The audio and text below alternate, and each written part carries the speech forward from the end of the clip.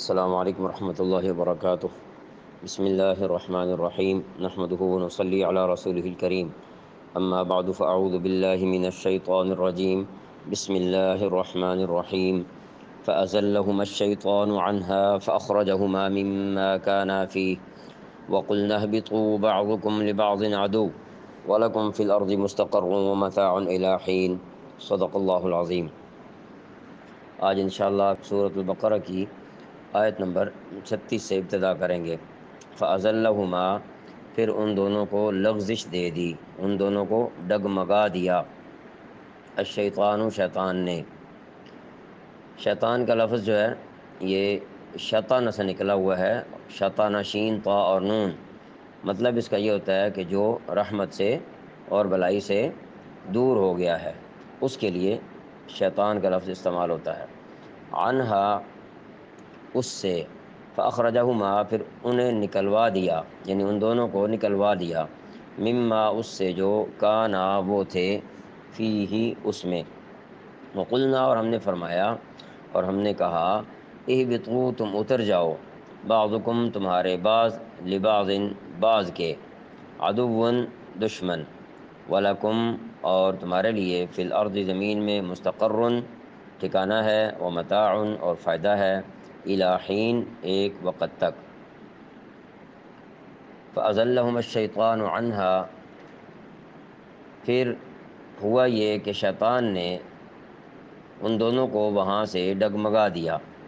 یعنی حضرت آدم علیہ السلام اور حضرت حوا علیہ صلوات اللہ۔ فأخرجہما مما کانا فی، اور جس میں وہ تھے اس سے انہیں نکال کر رہا۔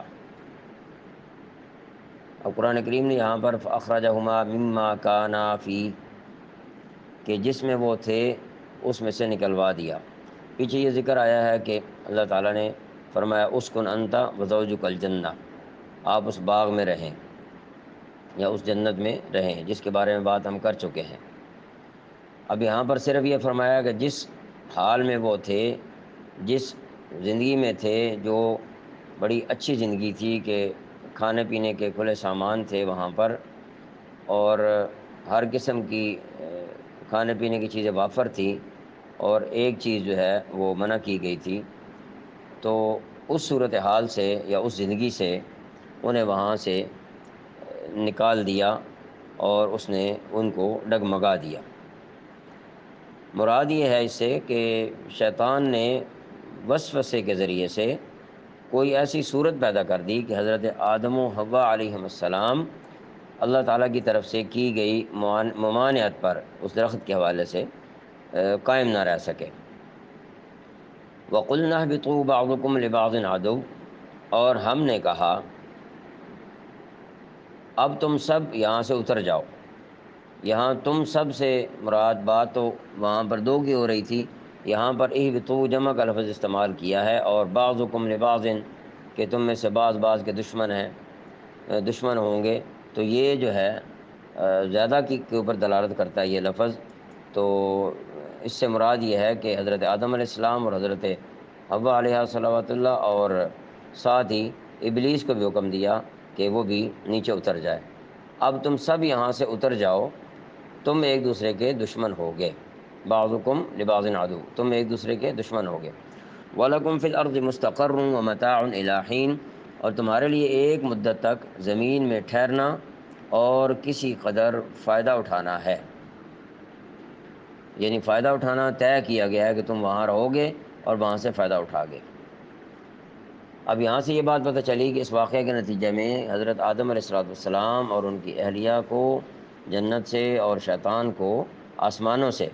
نیچے زمین پر اترنے کا حکم دے دیا گیا۔ ساتھ یہ بھی بتلا دیا گیا کہ انسان اور شیطان کے درمیان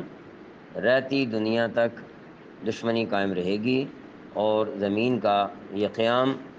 ایک مقرر اور معین مدت تک ہوگا، ہمیشہ کے لیے نہیں ہوگا، جس میں کچھ دنیاوی فائدے اٹھانے کے بعد سب کو آخر کار اللہ تعالیٰ کے پاس دوبارہ پیش ہونا ہوگا۔ یہاں پر ایک عجیب نقطہ جو ہے علماء نے لکھا ہے، معالم العرفان کے اندر ذکر ہے کہ آیت میں یہ بات بھی بتلا دی گئی ہے، اس میں یہ اشارہ موجود ہے کہ انسان کا اصل ٹھکانہ زمین ہی ہے، جہاں کچھ عرصہ کے بعد اسے اپنے اللہ تعالیٰ کے پاس واپس حاضر ہو جانا ہے۔ تو آج کل کے دور میں جو یہ کہا جاتا ہے کہ ہم زمین پر مستقل طور پر نہیں رہیں گے، بلکہ چاند پر، مریخ پر یا دوسرے سیاروں پر انسان چلے جائیں گے، تو یہ محض پروپیگنڈا معلوم ہوتا ہے۔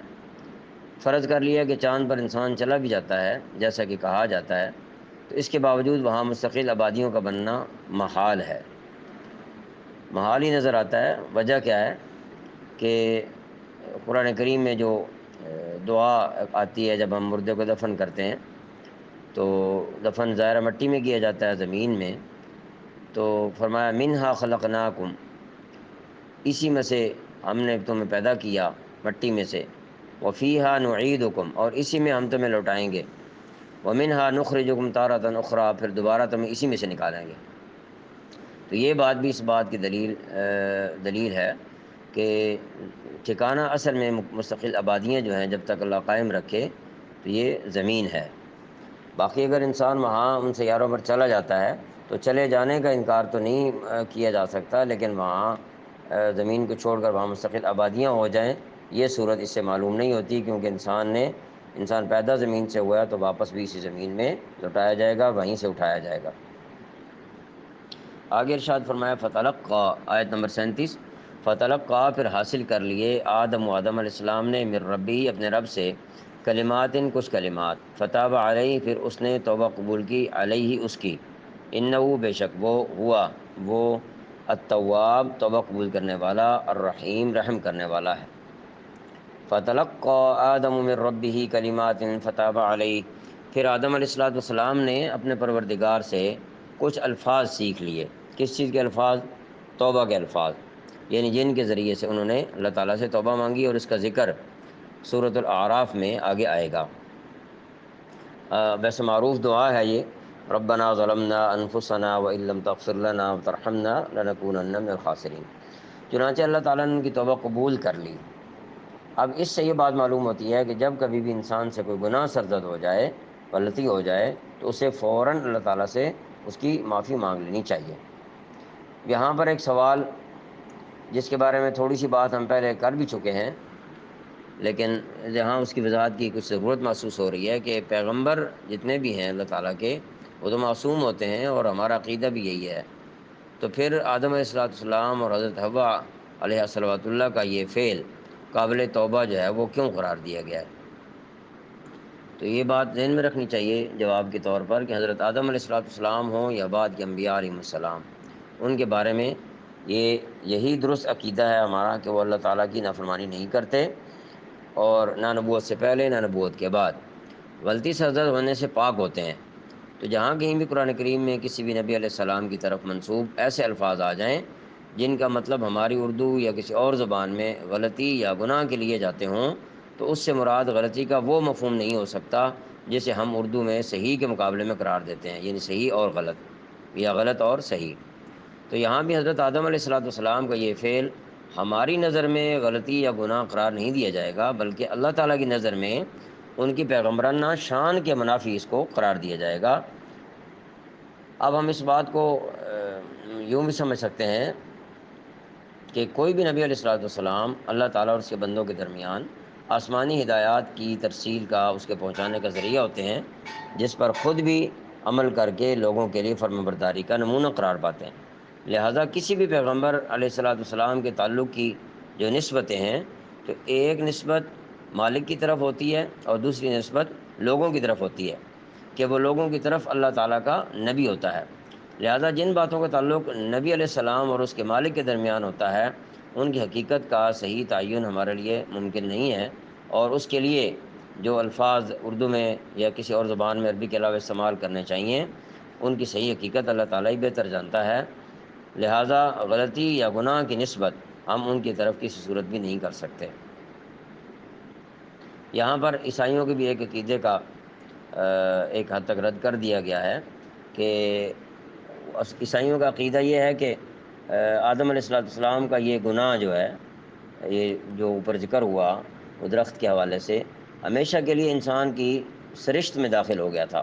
جس کے نتیجے میں ہر بچہ ماں کے پیٹ سے گناہگار ہی پیدا ہوتا ہے۔ حالانکہ ہم یہ حدیث پاک ذکر کر چکے ہیں کہ ہر بچہ جو ہے فطرت اسلام پر پیدا ہوتا ہے، فطرت سلیم ہوتی ہے، اس کی فطرت مسخ نہیں ہوئی ہوتی گناہوں کی وجہ سے، تو ماں کے پیٹ سے گناہگار پیدا ہوتا ہے وہ کہتے ہیں۔ اور اس مشکل کے حل کے لیے ان کا نظریہ یہ ہے کہ اللہ تعالیٰ کو اپنا بیٹا یعنی حضرت عیسیٰ علیہ السلام کو دنیا میں بھیج کر اسے قربان کرنا پڑا تاکہ وہ ساری دنیا کے لیے کفارہ بن جائے۔ تو قرآن کریم نے دو ٹوک الفاظ میں اعلان فرما دیا ہے کہ اللہ تعالیٰ نے ان کی تو توبہ قبول فرما لی تھی حضرت آدم علیہ السلام کی، فتاب علیہ۔ اس لیے جو لفظ گناہ سے اگر یہاں ہم بولتے بھی ہیں جیسے میں نے تفصیل بیان کر دی ہے، تو جو کچھ بھی تھا اس کی جو بھی صورت تھی پیغمبرانہ شان کے مطابق، تو نہ وہ باقی رہی اور نہ ہی اس کے اولاد آدم کی طرف منتقل ہونے کا کوئی سوال پیدا ہوتا ہے، کیونکہ اللہ تعالیٰ کے قانون عدل میں ایک شخص کے گناہ کا بوجھ دوسرے کے سر پر نہیں ڈالا جائے۔ انہ هو التواب الرحیم، بے شک وہ بہت معاف کرنے والا بڑا ہی مہربان ہے۔ تو یہاں سے ایک خلاصہ ہمیں معلوم ہو گیا ہے کہ اللہ تعالیٰ نے پہلے انسانی جوڑے کو ایک جنت میں ٹھہرنے کا حکم فرمایا، ساتھ ہی امر و نہی بھی جاری فرمائی۔ امر و نہی یعنی